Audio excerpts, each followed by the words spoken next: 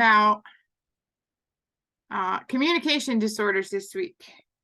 Last time, Mr. Hurley talked about students with autism and identifying and a lot about that. And then tonight we're going to talk about learners with communication disorder. We'll go over a little bit what the next 2 weeks will look like, and then we'll go from there. So we're going to talk about the definition and the prevalence of communication disorders. We're going to learn about the difference between the different communication orders, major disorders of speech and language, understand some of the educational considerations, understand how we assess and help plan, and then learn about issues that could be considered in respect to early intervention. Okay, you guys know this. You're going to respond in the chat and then in the breakout. So in the chat, which pictures, I guess it's going to be A, B, C across the top. I don't know why the letters came out kind of funky, but which pictures display examples of communication? D does. They all do. Yeah, they all do, right? Everybody's trying to do some communication here. Not always good communication, but sometimes we see communication. The one picture, I guess that's E, the little girl crying. She's communicating probably that she's sad or upset about something. The smile on the kids' faces, that they're happy. In the picture with the mask, how are they communicating? We see a lot of that nowadays.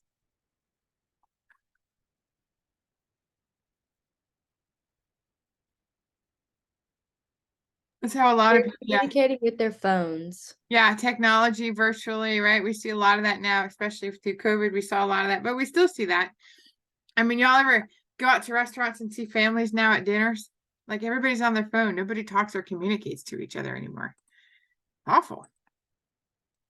All right, so communication is that process of sharing information and involves many functions. So we could have social interactions with peers and adults. We could be requesting things either verbally or non-verbally, sharing ideas, or rejecting an object or interaction. So it's that process of sharing information. So what are different ways that we communicate? We just looked at some, but what are different ways that we communicate? Vocally, speech, facial expressions, conversations, through emotional. Yeah, you guys are on it. That's right. Gestures. It doesn't all have to be verbal, right? Sometimes it's very nonverbal. You can tell a lot about what a person is thinking or feeling just by their nonverbal or their body language, or what I like to call leaky face. Sometimes I have a leaky face, which means I can't always, I don't always hide my feelings on my face.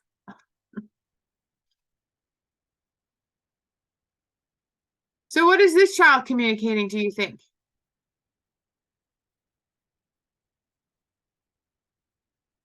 Look at that picture. What does it look like she's communicating? A want or a need. They miss somebody, need for comfort, right? Needs attention, sadness. Sure, all of those things. So when we look at language, language is the communication of ideas, sending and receiving them through a system of symbols, right? Used to certain rules that determine meaning. So you have your expressive language. You'll hear that a lot when you get into schools and if you're going into speech. So expressive language is how we express ourselves, sending those messages, right?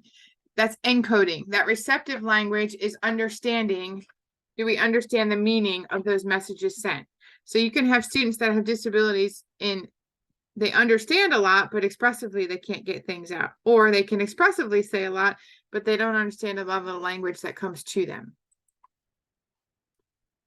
So it is a neuromuscular activity of forming and sequencing the sounds of oral language, right? So it's the most common symbol system, talking, communicating. It's the most common thing that we use between each other. Do you know how the definitions of speech and then language differ?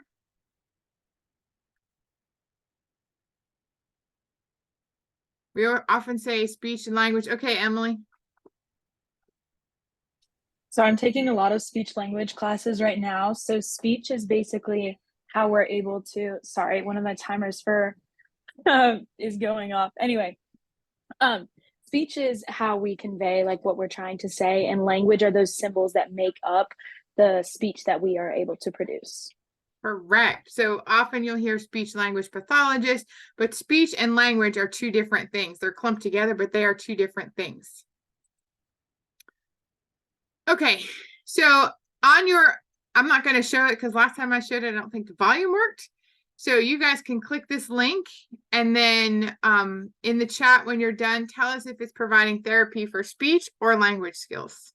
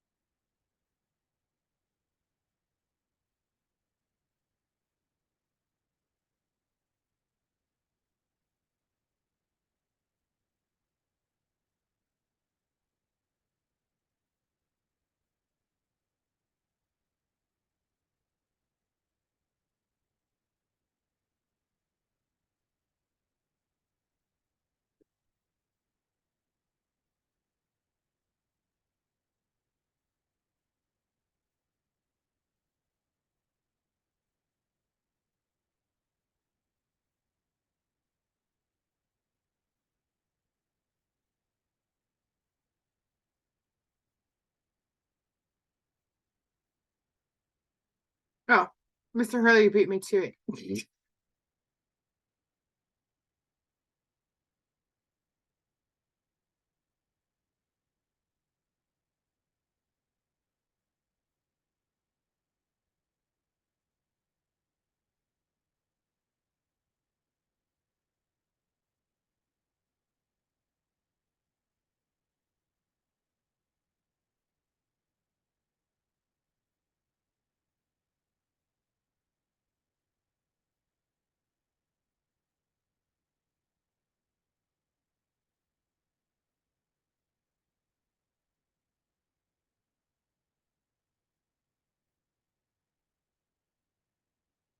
And when you guys are done, just jump back on and put in the chat, is it speech or language skills? Tips for speech.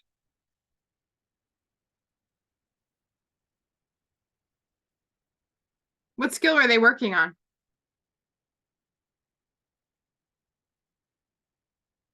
S sound, very good. You are correct. Those are speech skills.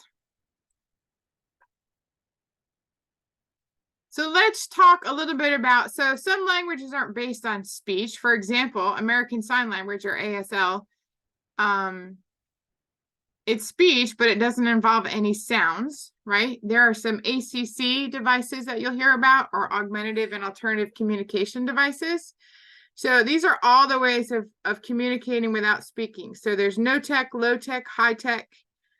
So no tech and low tech would be like gestures and facial expressions, writing, drawing, spelling words by pointing out letters and pointing to photos or written words. Some high tech things, excuse me, would be like apps on an iPad or tablet, using a computer with a voice, sometimes called, a speech generating device.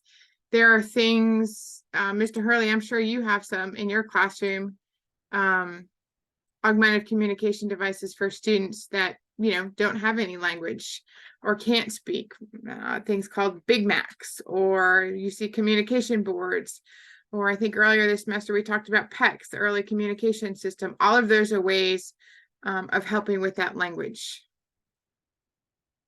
So we'll post this in the chat as well, but take a look at this. It's a little bit of an older device, but this would be an example of a communication device that a student would use.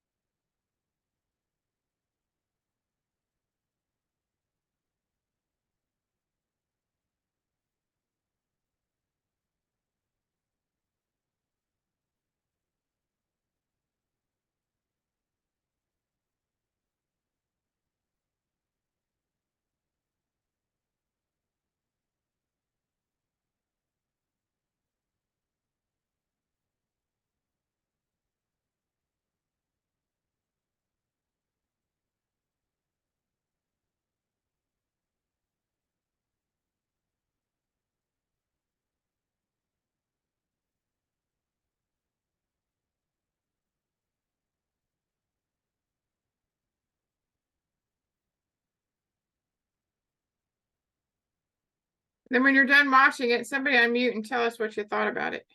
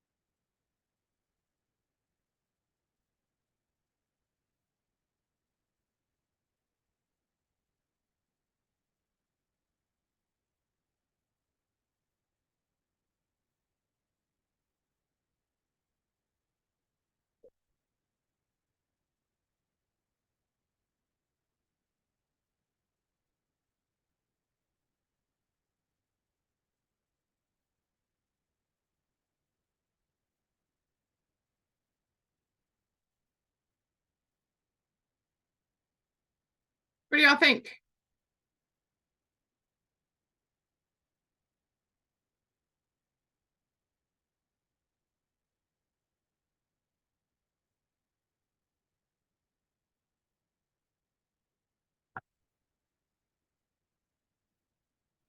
I feel like the little boy like really enjoyed it. Like you could see his like face light up when he could like communicate to his parents, like, hey, like this is my name, and like he said it was cool with Justin Timberlake. Like you can tell he really enjoyed it, and like it gave him a way to like express himself in like words by using the tablet. Absolutely. Just think about how frustrating it would be for you if you could not communicate. If you couldn't speak or you couldn't, it'd be very frustrating, right? So how do you think they get their points across?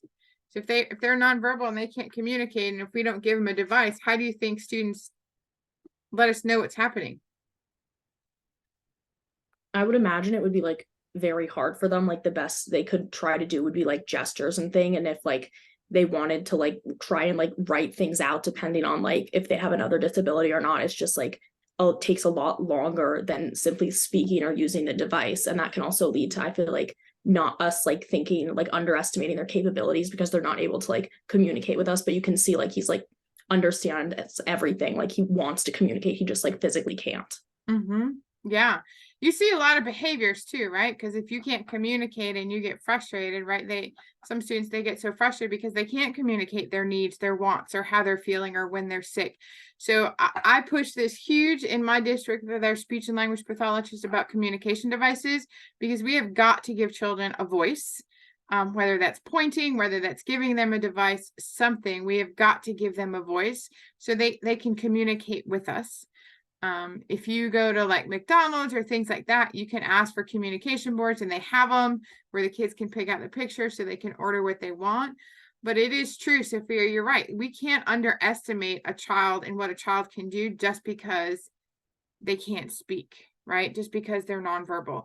In a lot of ways, they're extremely intelligent. They just have this issue that they can't get it out, but we still need to be able to learn what they can and can't do. So as we look at these pictures here, what do you think? Are these high tech or low tech devices? What do you think?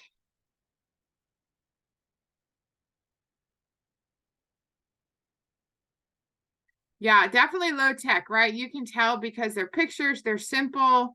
You will still see a lot of this in schools today. There are some really cool high tech devices out there. This is just such an interesting field for, so those of you that are going into speech and language are going to go on. It would be great if you focus on alternative augmentative communication devices. There's a huge need and there's not a lot in this area of people who focus on that. So that would be, there's a little tidbit of information for you. So I think I told you we won't watch this, but I think I told you at the beginning. So these are Roboconn robots. I have 3 of them in Anderson 4. If you want later, you can take a look. We actually were on WIFF News about our robots. So we have Milo, Carver, and Veda. We use these with nonverbal students and students with autism. He does social emotional learning. He also does, he or she, we also have a phonics program. So I have kids working with him also in learning how to read. We've just started this year using Carver to work with our multi-language learners. So our ESOL students to help formulate language. So if you want to learn something interesting, people were very scared of these robots at first because they're like, oh, they look like Chucky.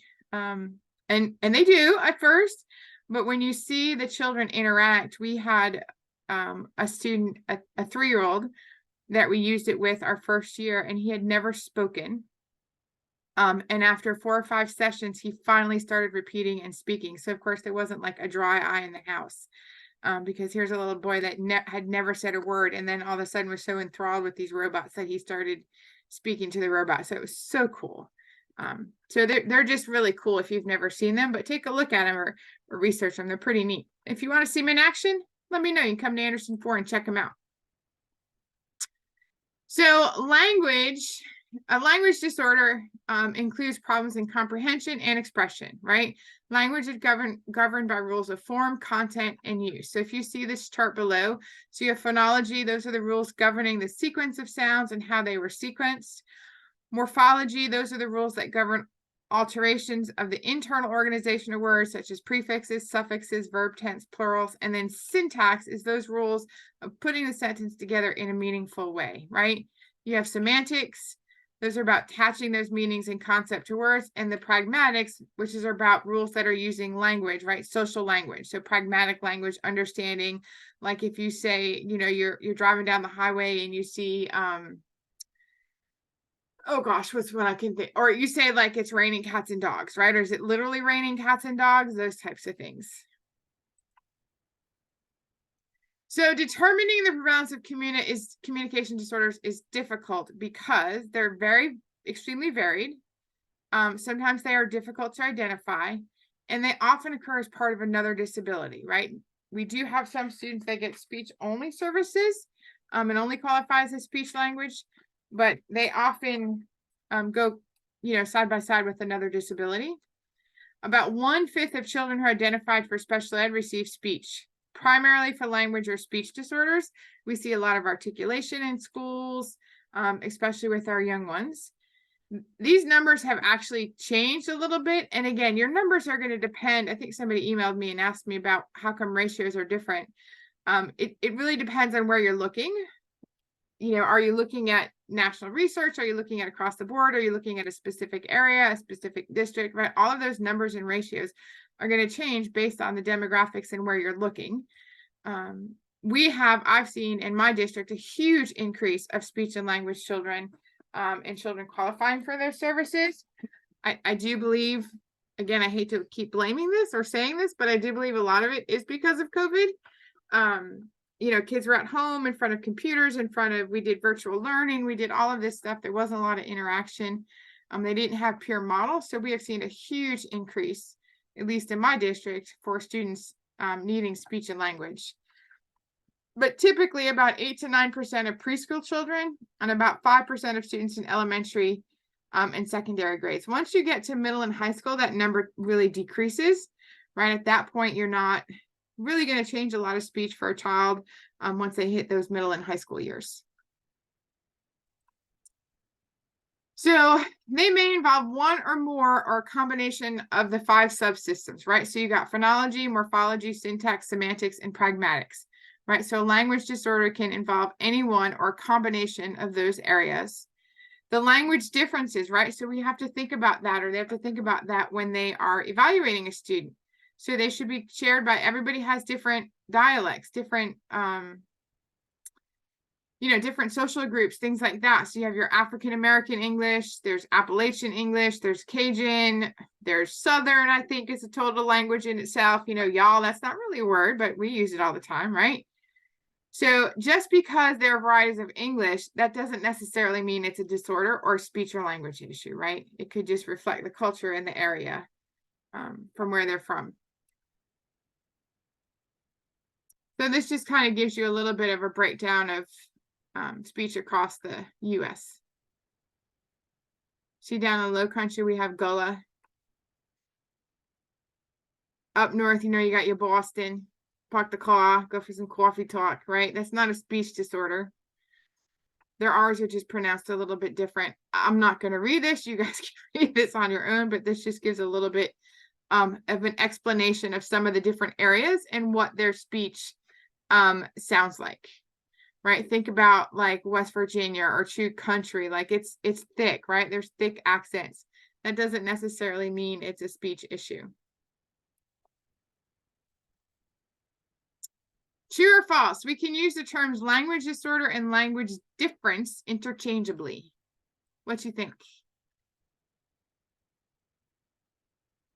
You guys are so smart. That is correct. They are 2 different things, right? A language disorder is difficulty with one or more dimensions of language. We talked about those: the sounds, word forms, word order and sentence, sentence meaning, and the social loop. Social language, right?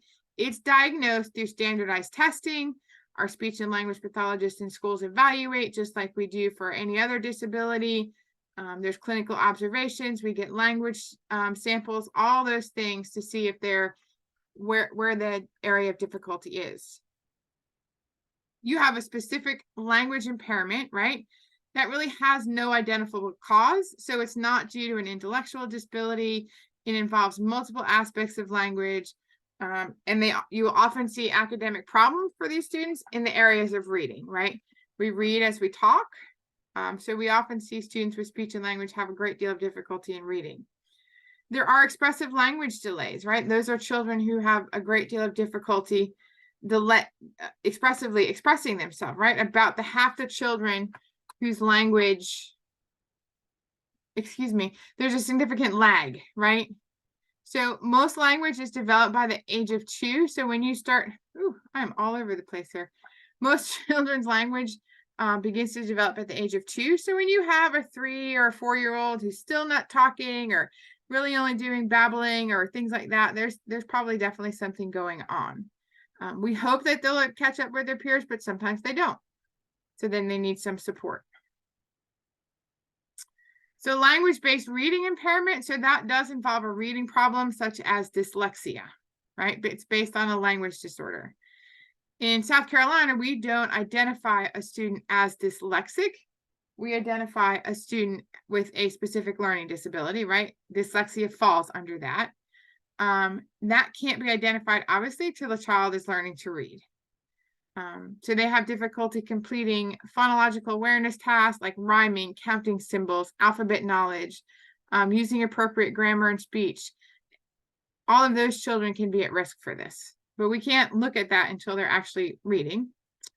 Sometimes speech is a secondary disability. So those are communication orders disorders that are the result of another disability, such as what Mr. Hurley talked about last week in our students with autism. We often see a lot of students with autism receive speech, especially in the areas of that pragmatic, that social language, right? They really have a difficult time understanding that. Intellectual disabilities, we see the reading, we see the slow speech, the slow processing, right? So they can include poor social interactions, poor peer relations, and really poor use of that verbal communication. And you can see that especially with our students with autism. So some phonological disorders, so phonological awareness, so that's that understanding of the sound structure of language, that ability to blend and segment multiple sounds. Typically occurs in children 9 years or younger. There's an unknown cause, but often children with these difficulties do not understand the rules for producing this sound, right? It's different than an articulation disorder, so they don't understand the contrast between sounds or the distinctiveness of sounds. If you just have an articulation disorder, that can usually be corrected. Phonological awareness takes a little bit more time. And again, this is diagnosed through that standardized testing and those observations.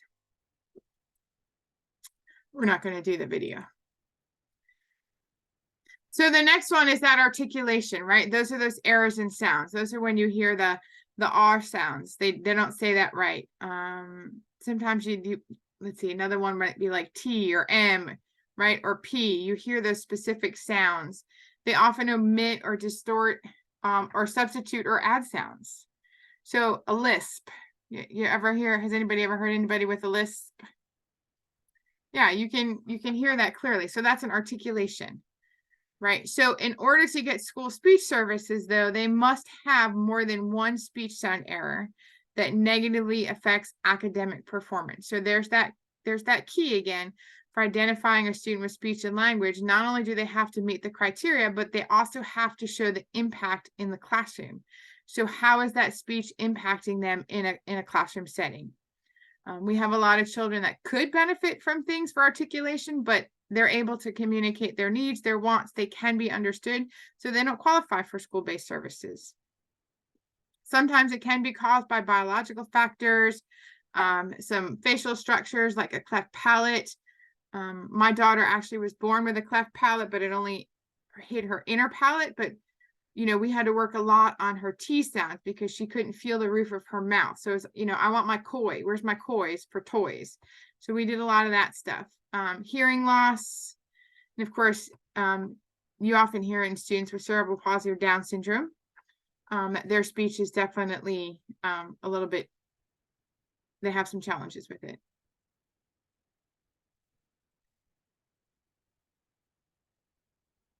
Okay, so what we're going to do, and I'm going to stop sharing, and we'll put this in, Mr. Hurley, if you'll put this in the chat, I'll assign the breakout rooms.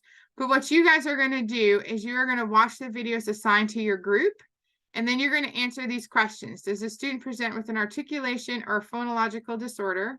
Which sounds skills would you observe? Did you observe or practicing with the family? And what is the most likely cause of her speech disorder, if any? So you want to choose a spokesperson. So I'm going to stop sharing. Mr. Hurley will put all of these in there, and then I will assign everybody into a breakout room. And then once they are, I think we have 6. Once everything's in the chat, then we'll break out. There's 6 groups, right? Pretty sure it's 6.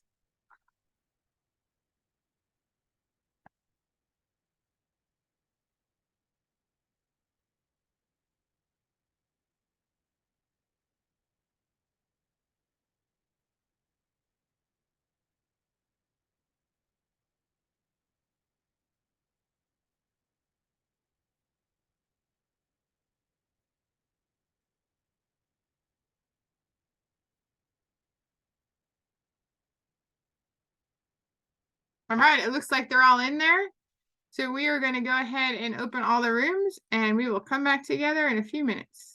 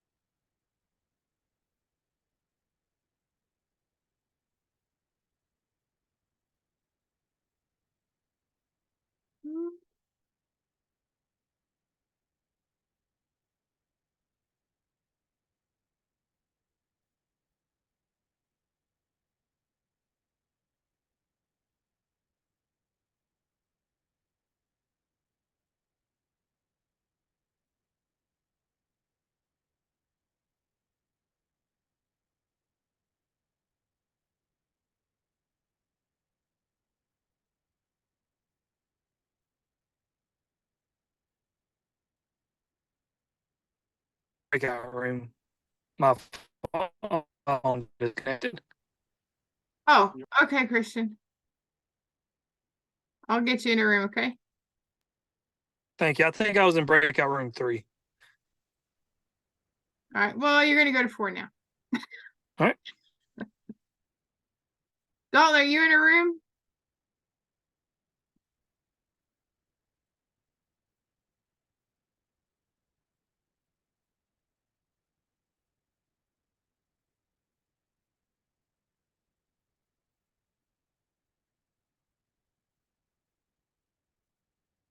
Hmm.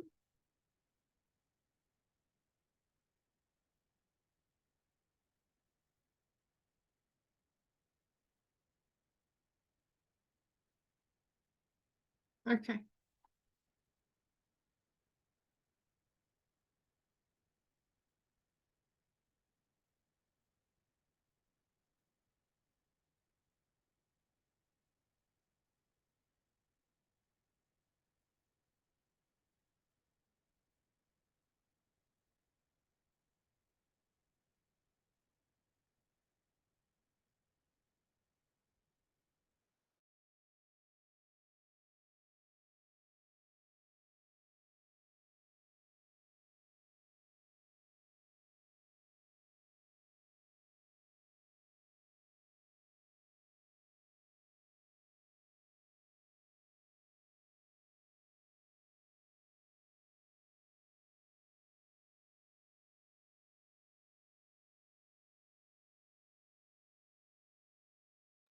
So the videos are only a few minutes, so we'll give them till, I'll probably give them till like 6:25 or so to kind of talk about that and then come all back together.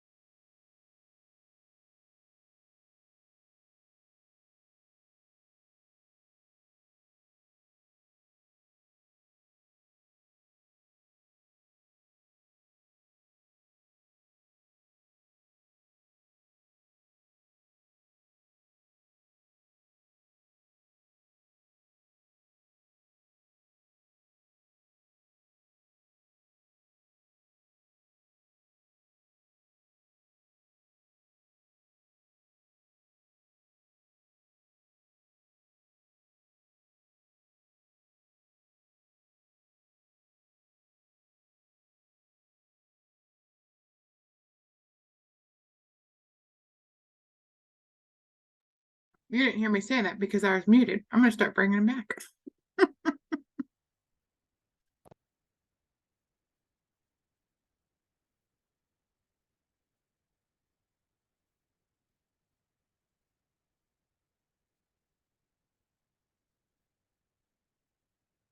All right. So before we share the screen again and we keep going on, let's talk about this. So group one, you should have chosen a spokesperson and answer those 3 questions for us based on the video you watched.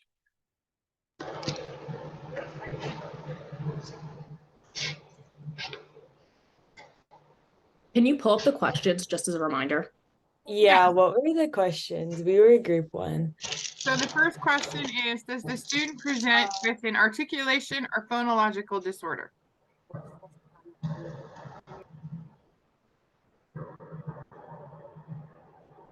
I'll share my screen again so you can see the.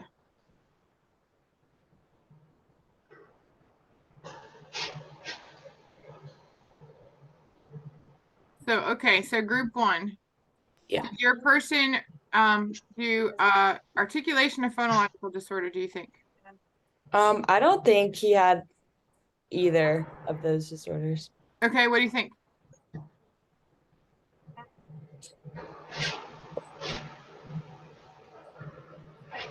Like he didn't have the articulation disorder.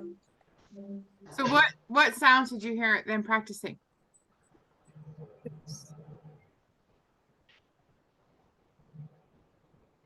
Like he was practicing like sounds that like rhyme together. Okay. You guys, what we're going to do today is learn to think about sounds in a new way. Oh, there you go. Think about sounds in a new way. Okay. Anything else, group 1, you want to share? And it's like, no, we're good. All right, how about He didn't like really have trouble with the phonological, but when it came to like splitting up the words, that's when he had trouble. right? So is that more of an articulation or more of or phonemes, like breaking things up? All right. Right. So that was more of like a phonological, right, than a Teach you this specific new way like to think about articulation. sounds. What it does is it helps Yeah. us with spelling and helps It's us hard with- sometimes, isn't it, to it figure it helps us out? become better. All right, more group 2, what do you think? Articulation disorder, Okay. and then they were practicing the B and the M sound. And then the little girl had a cleft palate, so we said that it was a birth defect. Yeah, absolutely. So some of the articulation are very clear, right? It's pretty easy. It's the phonological that makes it a little bit harder. What about group 3? For group 3, we said it was articulation, and he doesn't know how to make the S sound. Mhm. And we said the cause of it could be either he doesn't like know how to say the S sound because he didn't know where to put his tongue, like she put his like finger on his mouth, or he could have a lisp because it's the S sound. Mm-hmm. Good job. How about group 4? Yeah, so for our group, we had definitely came to the conclusion that it was some kind of articulation disorder. He was working on trying to produce the R phoneme, and while he was trying to do so, his tongue was like going in the wrong way. So it was creating more of like a glided R sound. So every time he would try to produce that R sound, it came off as something else. And for a cause for this, we kind of just discussed that it could just be some kind of like delay from development or some kind of dialect thing going on at home. Yeah, absolutely. Good job, group 5. So the video that we had pulled up, it was more it was a phonological like practice almost. It wasn't really like there's nobody presenting with like a disorder, but it was kind of just like a teacher going through a lesson with their class, segmenting different sounds. So they were like sounding out syllables or chopping words up to teach them what those different parts of the word are. Absolutely. And then group 6. We said that it would be an articulation disorder, and they were working on like the Y sound with like your, and I feel like they were honestly working on like a lot of sounds. Like they were just having like conversation back and forth. Like they were working on like dress and like the DR combined sound. But we weren't quite sure what the cause of this would be. The child was pretty young though. Could be anything, right? Could be developmental, it could be really anything if you could, figure out. Sometimes we don't know the cause, right? We just have to address it. So for my future speech and language therapist, I know there's a couple of you in this class. What do you think? You still ready to go into speech and language? Yes, I love this kind of stuff. Well, good. Then we got this class right up your alley, Emily. Yeah, it is really interesting. I know when I was teaching and I had kids with articulation, because I had little ones, I thought it was cute. And the speech therapist would be like, don't encourage that. I'm like, but it's so cute. I have one right now. Instead of saying iPad, he says iPad. I'm like, let's go get his iPad. Let's go play with his iPad. But, we think it's cute, but we really need to work on it and address it. But yeah. So good for you, Emily, and whoever else was going into speech and language. You are much needed. I just had to contract with 2 outside speech language therapists to meet the needs in A4. So you are much needed and hard to find. So when you're done, like I told you, give me a call. We'll give you a job. Okay, so let's keep talking about some voice disorders, right? So voice disorders are, they have to do with the vocal quality, right? That volume and that pitch. They can be, misuse and abuse can be one of the causes of voice disorders. Smokers, if you've ever seen those commercials, where people smoke and they have to do those things, but that can definitely alter your voice. They tend to be very raspy. Yelling, if you yell a lot, inhaling substances, any of those things can irritate those vocal cords. Usually they're temporary and they can be corrected. Nodules or polyps, so these are things on the vocal cords that can cause temporary disorders. Usually there's like a hoarseness of the voice or an abnormal voice quality. Think about like when you get sick, if you get a really bad cold or, an upper respiratory infection, things like that, your voice starts to change a little bit, right? So some of those causes can be damage to the larynx, organic disorders, those growths, those neurological disorders. Those are more permanent. Oops, I went too far. So we just need to be aware of those abnormalities, and some of them will go away and some of them will not. So another disorder is a fluency disorder. So stuttering. Has anybody ever heard somebody stutter? Yeah, it happens, especially when students tend to get nervous or upset. That's a sign that there's something going on because their stuttering tends to become a little more prevalent. But that's that disfluency, right? That word repetition, sound blocks. Secondary behaviors might include gestures, head nods, eye blinks. They often will stutter and you might see something like that going on. They're very uncommon. Only about 1% of children and adults are considered stutterers, right? This is something that, happens all the time. It's not necessarily something like I encounter, which is word retrieval issues, and that's just from old age, where you just can't find the language and you can't find the words you want to use at times. A stutterer is something that you will see repeatedly. As with all of our other things in our trend here, more boys tend to stutter than girls. Some younger children actually will outgrow it. Early intervention obviously is the best. And again, it is diagnosed through that standardized testing and observations. So motor speech disorders. So I'm probably going to kill these with my speech because I am not a speech and language pathologist. I have learned a lot about speech and language over my 28 years of doing this. So if I mess up these sounds, maybe Emily, if you know them, say them correctly, you can help me. So dysarthria, I think I'm totally killing that. But that's that slow, labored, slurred speech, right? It's very slow. It sounds like it's painful. It's very labored. Apraxia, so that's really where there's that disruption of motor planning and programming. So that speech is slow and effortful and inconsistent, right? So apraxia, you kind of see like it's like they're getting ready to say the next thing, but it takes a really long time. That's a very common thing we see quite often. There could be developmental apraxia, talk about speech disorder tonight. So that's a disorder of motor planning that emerges as the child develops their speech and language skills. And there's acquired apraxia. Those are similar symptoms, but they really occur because of something like a stroke or brain brain damage. So if you know somebody that maybe had a stroke, their speech after may not be the same because they have that apraxia from the stroke.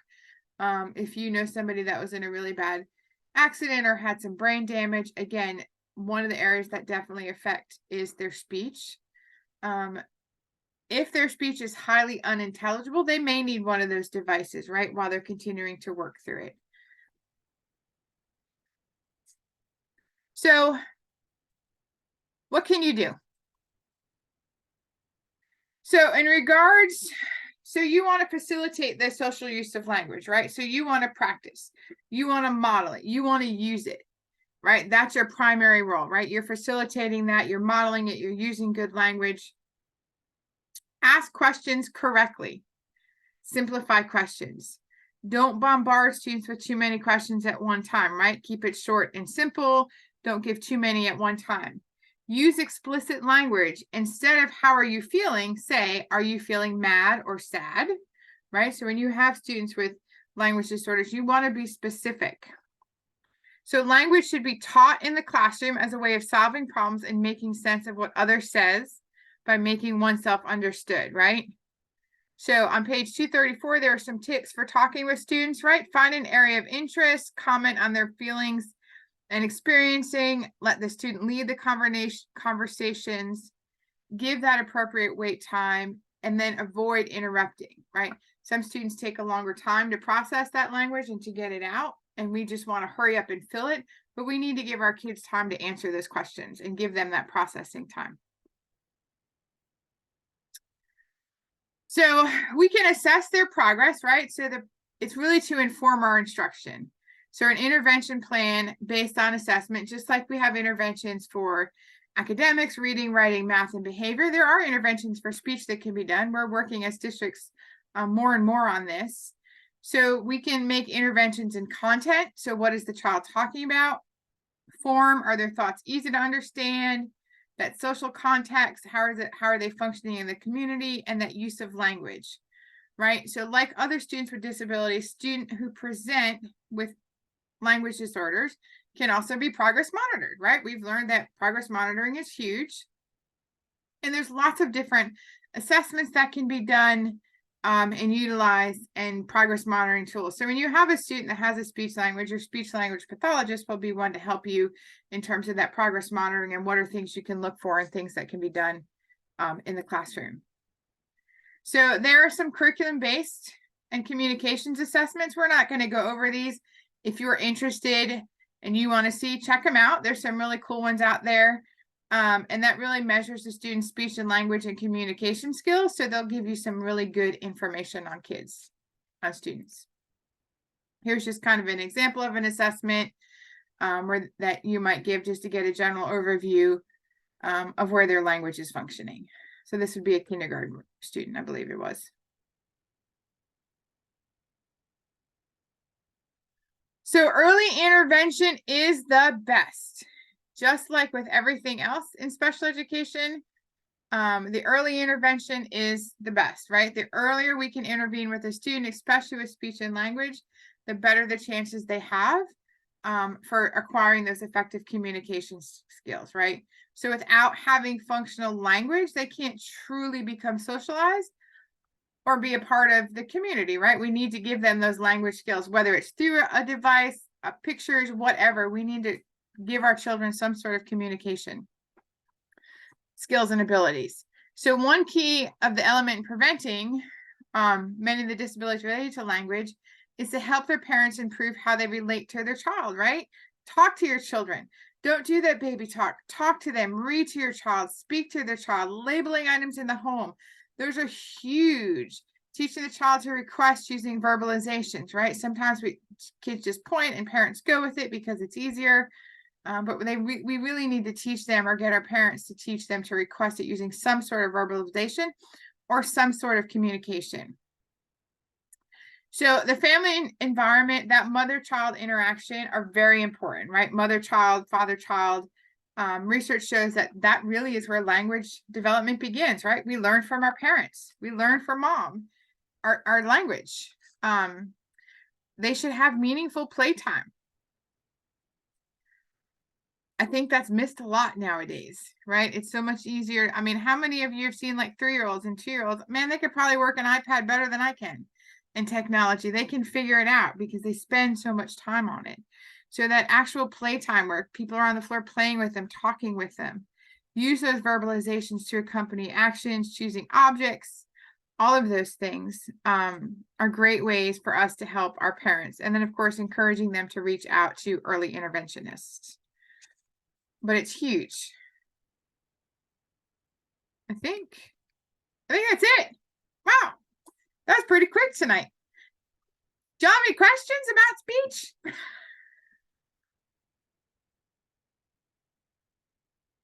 So these are things as teachers that you can do. I'm actually going to stop sharing my screen now. So those are things as teachers you can do to support your kids and your parents. So we are definitely done a little bit earlier tonight. So happy Halloween to everybody early. But do you all have any questions? I do just want to do a few reminders while we're still recording. So next week on the 6th, we will meet, but I will tell you it'll be brief. The next 2 classes, you guys are going to work through some 2 iris models. Mr. Hurley has referenced some of them. We've referenced some of them in the modules, and they are going to be on RTI. So it's going to be much more effective. You guys will get a lot more out of it by doing those than necessarily listening to Mr. Hurley and I. They will not open until 5 o'clock the night of class. So they will open and then you will have till Thursday to complete them. You don't, I'll say this now and I'll remind you again next week, but you don't have to do the assessment piece of the modules because you have a discussion board for each one of those modules. So for each one, you'll have a discussion board where you'll have to post and then respond to 2 of your peers. Okay. They are about behavior. If you're doing elementary, you can watch the elementary one. If you're focusing on secondary, you can watch that one. If you want to watch something different than what you're focusing on, be my guest, just pick one. And you'll do those modules. So on the 13th, we won't meet at all. Everything will be done on your own. But on the 6th, next week, we'll meet briefly for a few minutes because we'll talk about the quiz that you're going to have. And then remember on the 20th, your intervention handout and video demonstration are due. Please don't wait till the last minute. We had some folks wait till the last minute on the project that was due today. I am going to be honest, I didn't have a lot of sympathy if folks didn't get it done because that project's been open since the 2nd class. Same thing as this intervention handout. So you guys have had plenty of time to start it. So there will not be any extensions on this next project either. So make sure I think someone actually, Mr. Hurley said it, someone had actually turned it in already. But take your time, do a good job. You still have time. If you have questions, please reach out. I don't mind if you text me. I think Reagan texted me this weekend. I certainly don't mind if you do that. That's why my number is there. When you text me, just tell me who you are. But I'm happy to answer anything that you guys may have. But we're here to help. So we will see you all next week if nobody has any questions. And I hope you all have a happy and safe Halloween. Be safe. Stay away from all the ghosts and goblins, y'all.